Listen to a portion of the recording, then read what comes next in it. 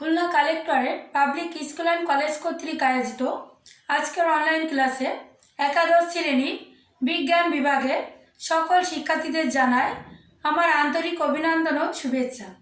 প্রিয় শিক্ষার্থীরা, আশা করি তোমরা সবাই ভালো আছো, সুস্থ আছো, নিরাপদে আছো। আজকের অনলাইন ক্লাসে আমি তোমাদের অধ্যায় প্রথম কোষ ও এর গঠন এই অধ্যায় নিয়ে আলোচনা করব। আজকে আমি তোমাদের জীববিজ্ঞানের শিক্ষক কেয়া রানী রক্ষিত এই ক্লাসটি নিব। আমরা কোষ ও এর গঠন এর আগে এই অধ্যায়ে অনেক দূর এগিয়েছি। আজ আমরা মাইটোকন্ড্রিয়া নিয়ে আলোচনা করব।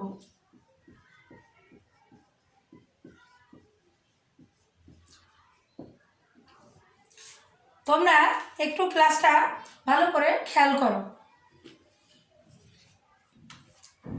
প্রকৃত জীবকোষের গুরুত্বপূর্ণ একটা অঙ্গাণু হলো কি মাইটোকন্ড্রিয়া। কোষের যাবতীয় জৈবনিক কাজে শক্তির উৎস হিসেবে কিন্তু মাইটোকন্ড্রিয়া কাজ করে থাকে। অর্থাৎ আমাদের একটি কোষের জৈবনিক কাজ সম্পন্ন করার জন্য যত শক্তির প্রয়োজন সব কিন্তু এই মাইটোকন্ড্রিয়া থেকে আসে। এই জন্য মাইটোকন্ড্রিয়াকে বলা হয় কোষের পাওয়ার হাউস বা শক্তিঘর। এই অঙ্গাণুতে ক্রেবস চক্র, ফ্যাটি অ্যাসিড চক্র ইত্যাদি, ইলেকট্রন ট্রান্সপোর্ট সিস্টেম ইত্যাদি বিভিন্ন রকমের শক্তি প্রবাহের যে চক্র সেগুলো সংগঠিত হয়ে থাকে। দ্বিস্তর বিশিষ্ট আবরণী ঝিল্লি দিয়ে এই মাইটোকন্ড্রিয়াটি আবৃত থাকে। অর্থাৎ এর সংজ্ঞা হিসেবে আমরা বলতে পারি দ্বিস্তর বিশিষ্ট আবরণী ঝিল্লি দ্বারা আবৃত সীমিত সাইটোপ্লাজমস্থ যে অঙ্গাণুতে ক্রেবস চক্র, ইলেকট্রন ট্রান্সপোর্ট ইত্যাদি ঘটে থাকে তাকে বলা হয়, এবং শক্তি উৎস হিসেবে কাজ করে তাকে বলা হয় কি মাইটোকন্ড্রিয়া। আবিষ্কার ও নামকরণ তোমাদের মূলত এগুলো এমসিকিউর জন্য একটু জানতে হবে। তাছাড়া মূলত কিন্তু তোমাদের মুখস্থ করতে হবে মাইটোকন্ড্রিয়া ভৌত গঠন। তা আমরা যদি মাইটোকন্ড্রিয়ার আবিষ্কার ও নামকরণ জানি, প্রথমে আমরা একটু জানার চেষ্টা করি। টাচ করে গেলাম এখান থেকে। আবিষ্কার ও নামকরণ। কলিপার 1850 সালে আলোক অনুবীক্ষণ যন্ত্রের সাহায্যে কিন্তু এই নানা আকৃতি বিশিষ্ট এসব অঙ্গাণু আবিষ্কার করেন। ওয়াটারপ্লেমিক কোষের সূত্রাকৃতি মাইটোকন্ড্রিয়াকে প্রত্যক্ষ করেন। এরপরে এই অঙ্গাণুকে মাইটোকন্ড্রিয়া নামকরণ করেন। কোষের সাইটোপ্লাজমে বিক্ষিপ্তভাবে অবস্থান লক্ষ্য করা যায়। অর্থাৎ কোষের সাইটোপ্লাজম এটি বিক্ষিপ্তভাবে অবস্থান করে। আমাদের জাস্ট একটু এইটুকু জানলাম, বেশি জানা দরকার নাই। আমরা এর গঠন আর চিত্র আর কাজটাই বেশি গুরুত্ব দিব। উৎপত্তি বিভাজনের মাধ্যমে এদের সংখ্যা বৃদ্ধি হয়ে থাকে। কোষে একটিমাত্র মাইটোকন্ড্রিয়া থেকে থাকলে তা কোষ বিভাজনের মাধ্যমে বিভাজিত হয়ে থাকে। অর্থাৎ বিভাজনের মাধ্যমে এর সংখ্যা বৃদ্ধি বা উৎপত্তি হয়ে থাকে। অর্থাৎ কোষে যদি একটি মাইটোকন্ড্রিয়া থাকে তার সংখ্যা বৃদ্ধির মাধ্যমে বিভাজনের মাধ্যমে তার সংখ্যা বৃদ্ধি হয়।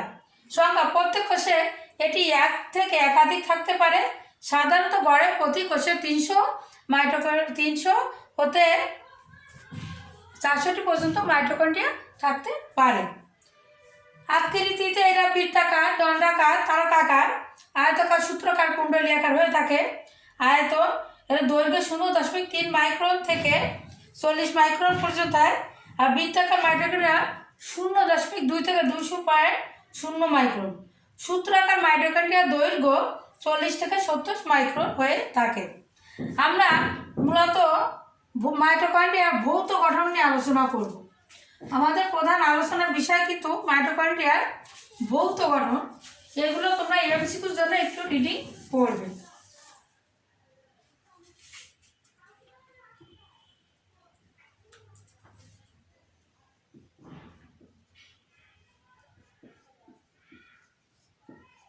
ভৌত গঠন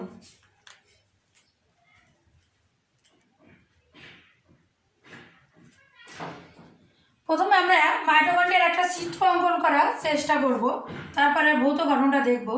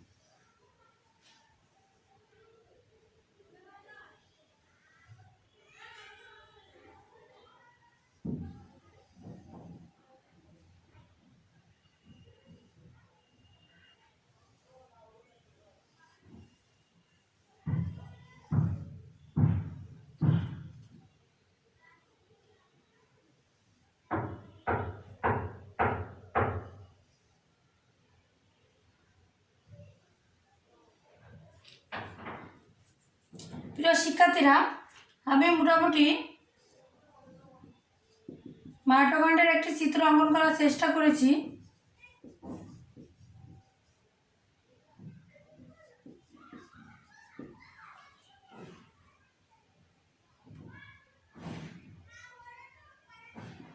এখন এর বিভিন্ন অংশ অঙ্কন করার চেষ্টা করব।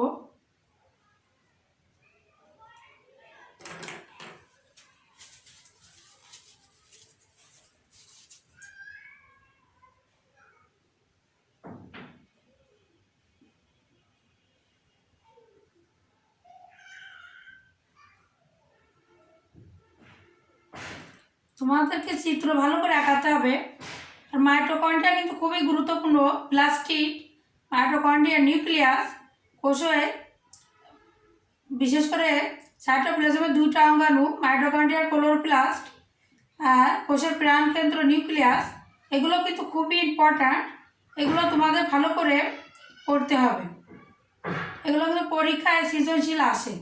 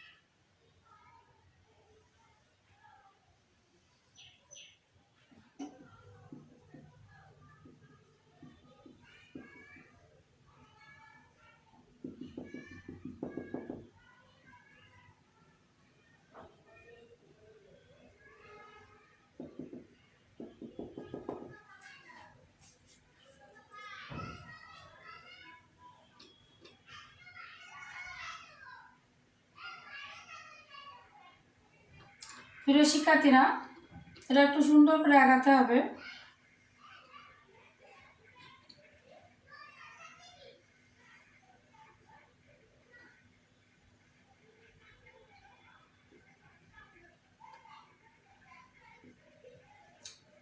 আমি বারবার বলছি, তোমাদের মাইটোকন্ড্রিয়া খুব ভালো করে মুখস্থ করতে হবে, ঠিক আছে? আমরা এখন এর বিভিন্ন অংশ চিহ্নিত করব।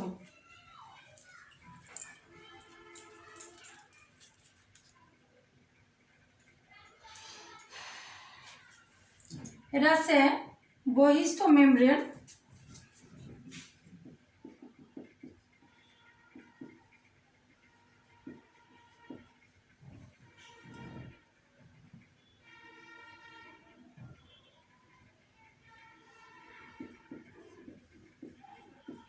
ভেতরের মেমব্রেন।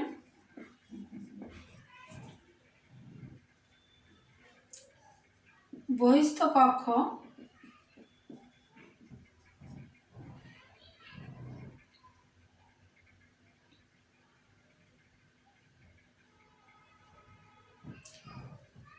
এটা আছে ম্যাট্রিক্স।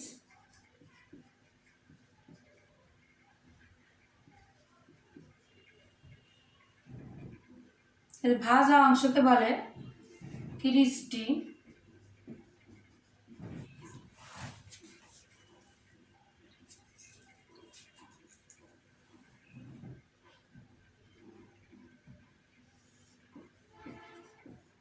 রাইবোজোম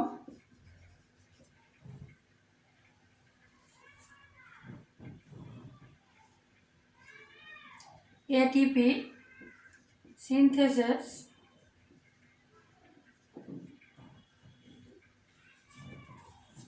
এই মোটামুটি একটা মাইটোকন্ড্রিয়ার বিভিন্ন অংশ আমি চিহ্নিত করলাম। এখন আমরা মাইটোকন্ড্রিয়ার বিভিন্ন অংশে যে বর্ণনা আছে এগুলো এখন আমরা জানব।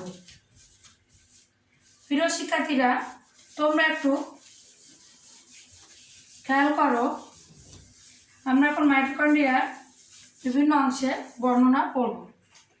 মাইটোকন্ড্রিয়ার বিভিন্ন অংশের বর্ণনা প্রথমে আছে কি আবরণী।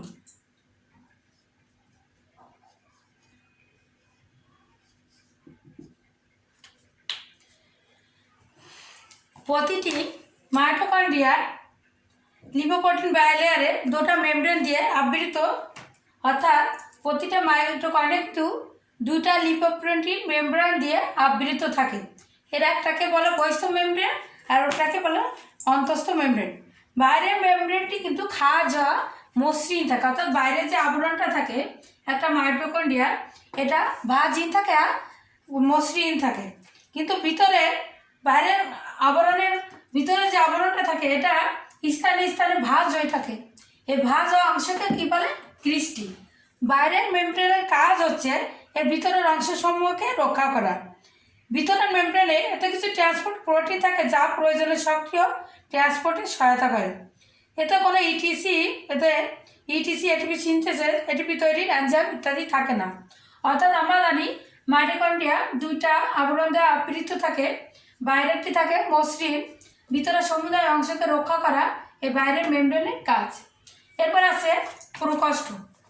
দুই মেমব্রেনের মাঝখানে ফাঁকা স্থানকে বলা হয় কি বহিস্থ কক্ষ। অর্থাৎ দুইটা মেমব্রেন, একটা মেমব্রেন যেটা ভিতরে ভাঁজ হয়ে থাকে ক্রিস্টি, এটা বর্ণনা আমরা পরে দেখব। তো প্রথমে দেখি দুইটা মেমব্রেনের মাঝে যে স্থান থাকে এটাকে বলা হয় কি বহিস্থ কক্ষ, এবং ভেতরের মেমব্রেনতে আবদ্ধ যে স্থান এটাকে বলা হয় অন্তস্থ কক্ষ বা ম্যাট্রিক্স বলে যেটাকে। অভ্যন্তরীণ কক্ষ জেলির ন্যায় ঘন সমশক্ত পদার্থ বা ধাত্র দ্বারা পূর্ণ থাকে। এই ধাত্র পদার্থকে বলে কি ম্যাট্রিক্স।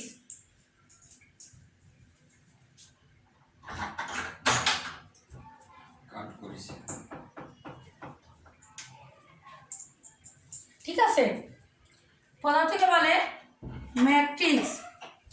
এরপরে আছে ক্রিস্টি। এরপরে আছে ক্রিস্টি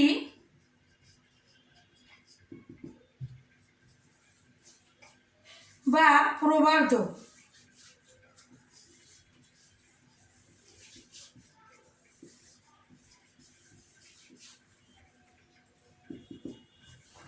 বাইরের মেমব্রেন সোজা, আমি প্রথমে বলেছিলাম এই আবরণীতে বলেছিলাম বাইরের মেমব্রেনটা সোজা মসৃণ থাকে, কিন্তু ভেতরে যে মেমব্রেন থাকে এটা স্থানে স্থানে নির্দিষ্ট ব্যবধানে ভাঁজ হয়ে থাকে প্রবর্ধক সৃষ্টিকারে। প্রবর্ধিত অংশকে বলা হয় কি ক্রিস্টি। অর্থাৎ এই যে ভিতরের মেমব্রেন স্থানে স্থানে ভাঁজ হয়ে থাকে এই ভাঁজ হওয়া অংশকে বলা হয় কি ক্রিস্টি। এদের সংখ্যা ও আকৃতি বিভিন্ন রকম হয়ে থাকে। এগুলো মাইটোকন্ড্রিয়ার ধাত্রকে কতগুলো অসম্পূর্ণ প্রকোষ্ঠে বিভক্ত করে। অর্থাৎ আমরা জানি একটা কোষে একটা আবরণী দ্বারা আবৃত ভিতরে সমুদায় পদার্থের আছে ধাত্র বা ম্যাট্রিক্স। তো এই ম্যাট্রিক্স বা ধাত্রকে নির্দিষ্ট স্থান পরপর কতগুলো প্রকোষ্ঠ ভাগ করা আছে কি ক্রিস্টি। ক্রিস্টির মধ্যবর্তী ফাঁকা স্থানকে বলে অন্তঃক্রিস্টি ফাঁকা স্থান, যা বহিঃপ্রকোষ্ঠের সাথে যুক্ত থাকে। অর্থাৎ ক্রিস্টির মাঝে মাঝে যে ফাঁকা স্থান থাকে সেটাকে বলা হয় অন্তঃক্রিস্টি ফাঁকা স্থান, এটি বহিঃপ্রকোষ্ঠের সাথে যুক্ত থাকে। এরপরে আছে অক্সিজন। অক্সিজন।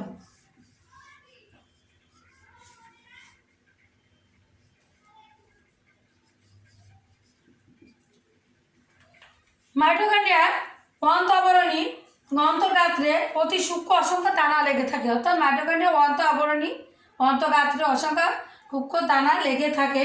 এদের অক্সিজেন বলে। অক্সিজেন বৃন্তক বা অবৃন্তক হতে পারে। বৃন্তক অক্সিজেন মস্তক গোটা ভূমি নিয়ে তৈরি।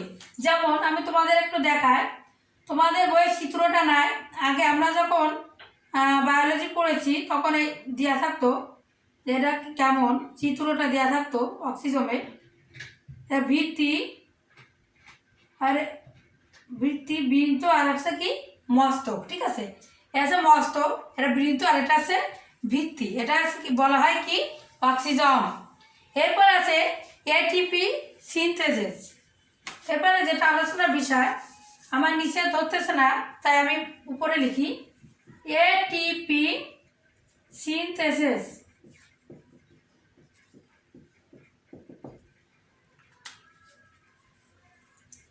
বা ও ইলেকট্রন ট্রান্সপোর্ট সিস্টেম।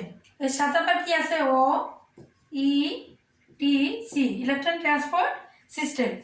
ক্রিস্টিতে স্থানে স্থানে এটিপি সিনথেসিস নামক গোলাকার বস্তু থাকে, এতে এটিপি সংশ্লেষিত হয়। এই যে এটিপি সিনথেসিস থাকে গোলাকার অংশ, এতে এটিপি সংশ্লেষিত হয় আর এটিপি উৎপন্ন হয়, যেটা কোষের শক্তি সরবরাহ করে। এই জন্যই কিন্তু মাইটোকন্ড্রিয়াকে বলা হয় কোষের পাওয়ার হাউস বা শক্তি ঘর। এছাড়া সমস্ত কৃষ্টিব্যাপী অসংখ্য ইলেকট্রন ট্রান্সপোর্ট সিস্টেম থাকে। বৃত্তাকার ডিএনএ ও রাইবোজোম।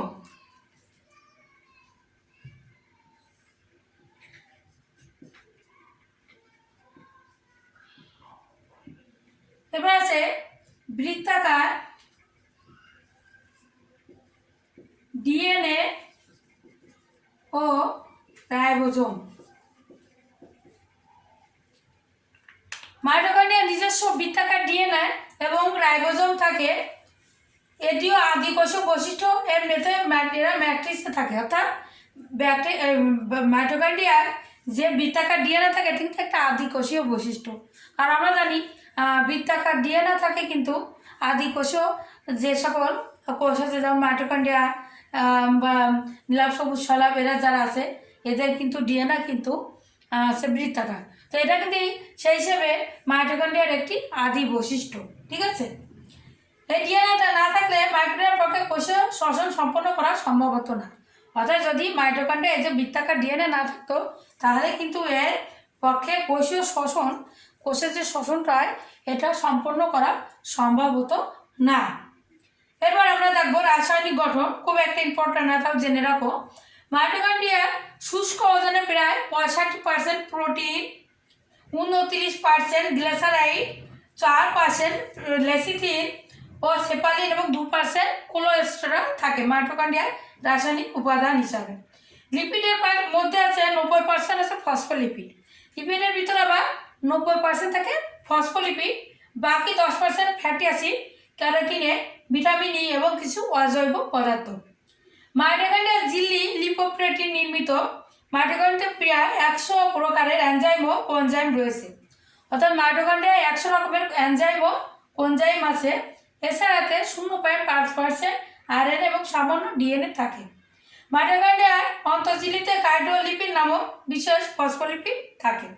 এই গেল প্রিয় শিক্ষার্থীরা মাইটোকন্ড্রিয়ার ভৌত গঠন ও রাসায়নিক গঠন।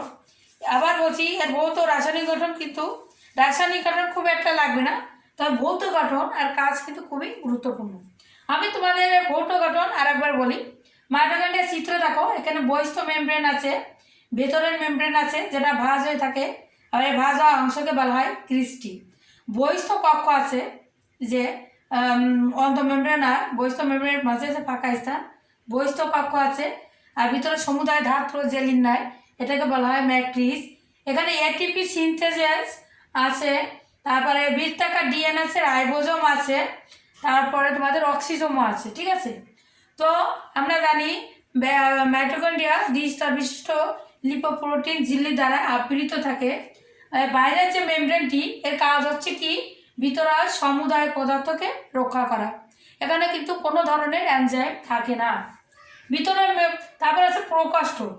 দুই মেমব্রেন মাঝখানে ফাঁকা স্থানকে বলা হয় ভিতরের মেমব্রেন আর বাইরের মেমব্রেন এর মাঝে যে ফাঁকা স্থান এটাকে বলা হয় বহিস্থ কক্ষ বা আন্তঃমেমব্রেন ফাঁক। অভ্যন্তরীণ কক্ষ জেলিনাস, অভ্যন্তরীণ যে কক্ষগুলো আছে এগুলো জেলিনাস সমসত্ব পদার্থ দ্বারা পূর্ণ থাকে বা ধাত্র দ্বারা, যাকে বলা হয় ম্যাট্রিক্স। এরপর আছে ক্রিস্টি। ভিতরের মেমব্রেনটি নির্দিষ্ট ব্যবধান পরপর কিন্তু ভাঁজ হয়ে থাকে। এই ভাঁজ অংশ অর্থাৎ প্রবৃদ্ধ হয়ে থাকে, তবে প্রবর্তক অংশকে বলা হয় ক্রিস্টি। এই ক্রিস্টির মধ্যবর্তী ফাঁকা স্থানকে বলা হয় অন্তঃক্রিস্টি ফাঁক। এটি বহিঃ প্রকোষ্ঠের সাথে যুক্ত থাকে। এরপর আছে অক্সিজোম। মাইটোকন্ড্রিয়াতে আবরণীর অন্তর্গাত্রে অসংখ্য বৃত্তাকার দানা লেগে থাকে, অসংখ্য দানা লেগে থাকে, এদের অক্সিজোম বলে।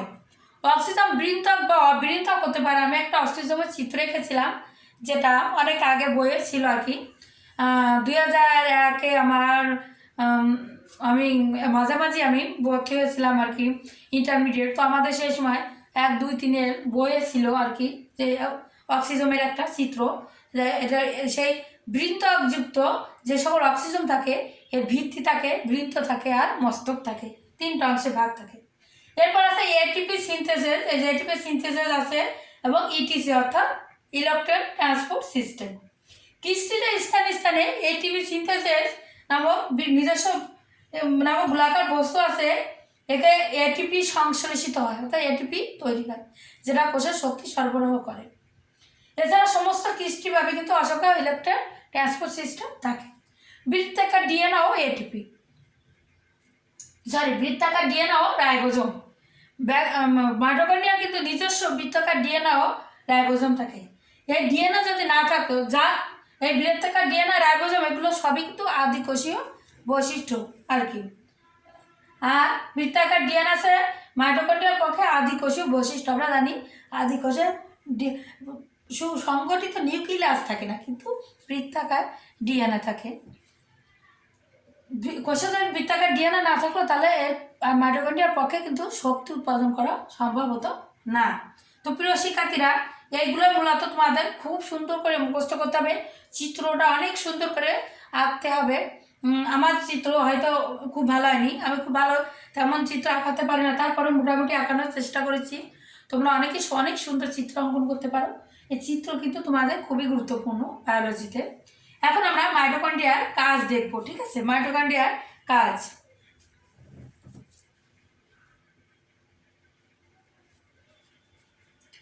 আমরা এখন এই চিত্রটা মুছে দিয়ে সরাসরি মাইটোকন্ড্রিয়ার কাজে চলে যাব।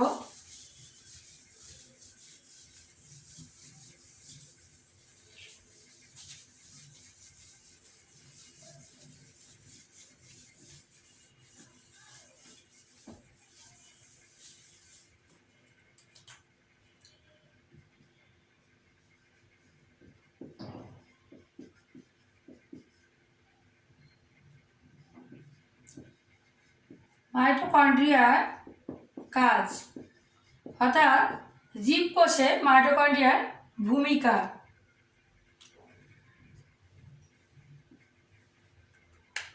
কোষের যাবতীয় কাজের জন্য শক্তি উৎপাদন করে ও নিয়ন্ত্রণ করার কাজ হচ্ছে মাইটোকন্ড্রিয়া। অর্থাৎ কোষে যাবতীয় যে শক্তি তা উৎপাদন ও নিয়ন্ত্রণ করে কাজ হচ্ছে কি মাইটোকন্ড্রিয়া। শ্বসনের জন্য প্রয়োজনীয় এনজাইম ও কোএনজাইম প্রভৃতি ধারণ করা। প্রথমে লিখি কোষে, আমি সংক্ষেপে লিখব, কোষে যাবতীয়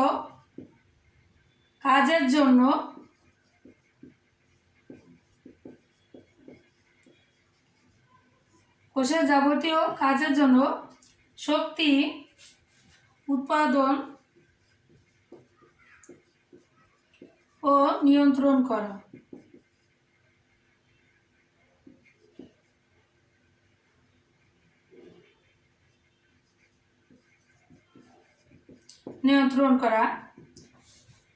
শ্বসনের জন্য প্রয়োজনীয় এনজাইম ও কোএনজাইম ধারণ করা। শ্বসনের জন্য যে প্রয়োজনীয় এনজাইম ও কোএনজাইম লাগে তা ধারণ করে মাইটোকন্ড্রিয়া। প্রয়োজনীয়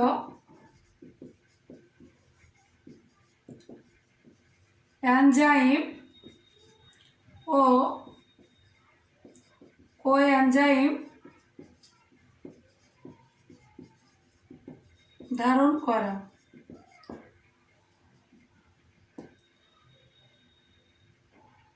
শ্বসনের বিভিন্ন পর্যায়, শ্বসনের বিভিন্ন পর্যায় অর্থাৎ ক্রেব চক্র, ইলেকট্রন ট্রান্সপোর্ট সিস্টেম, আমি সংক্ষেপে লিখি ইটিসি ইত্যাদি সম্পন্ন করে। অক্সিডেটিভ ফসফোরাইলেশন ইত্যাদি সম্পন্ন করা। নিজস্ব ডিএনএ আরএনএ উৎপন্ন করা।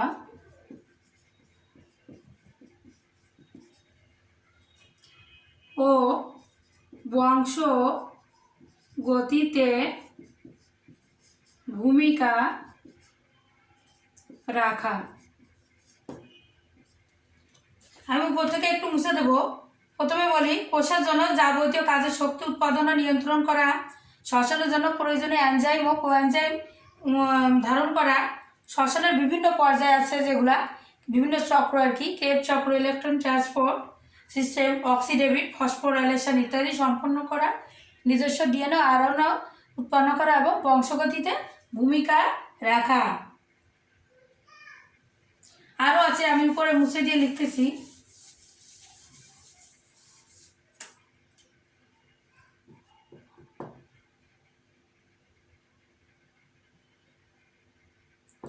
প্রোটিন সংশ্লেষ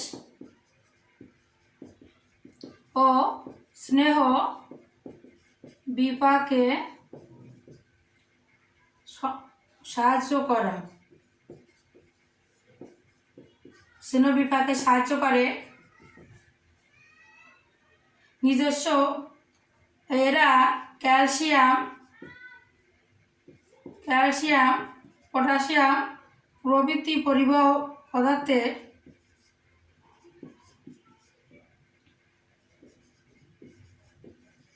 পদার্থে সক্রিয় পরিবহন সক্ষম।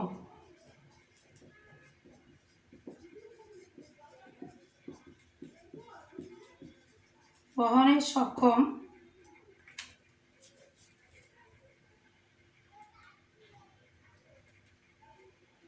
আরও অনেক আছে, তোমরা পুরোগুলো সম্পূর্ণ মুখস্থ করবা। আরও অনেক কাজ আছে, আমি সংক্ষেপে কয়েকটা মেন দিলাম। তারপরে দেখো, রক্তকণিকা ও হরমোন উৎপাদনে সহায়তা করা। রক্তকণিকা ও হরমোন উৎপাদনে সহায়তা করা।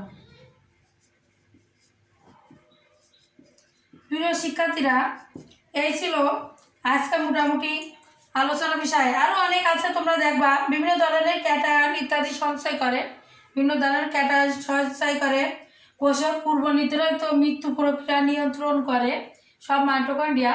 মূলত মেন যে কাজগুলো সেগুলো লিখলাম। এবং আমি আবার বলছি, মাইটোকন্ড্রিয়া কিন্তু খুবই গুরুত্বপূর্ণ। তোমাদের গঠন, চিত্র, কাজ সুন্দর করে মুখস্থ করতে হবে। তো প্রিয় শিক্ষার্থীরা, আজকে এ পর্যন্ত আমাদের ক্লাস থাকবে। নেক্সট ক্লাসে তোমাদের সাথে আমি আবার পরবর্তী যে অঙ্গাণু আছে সেটা নিয়ে আলোচনা করব। তো তোমাদের আজকে আমি HWটা দিয়ে দেব। HW mitochondria,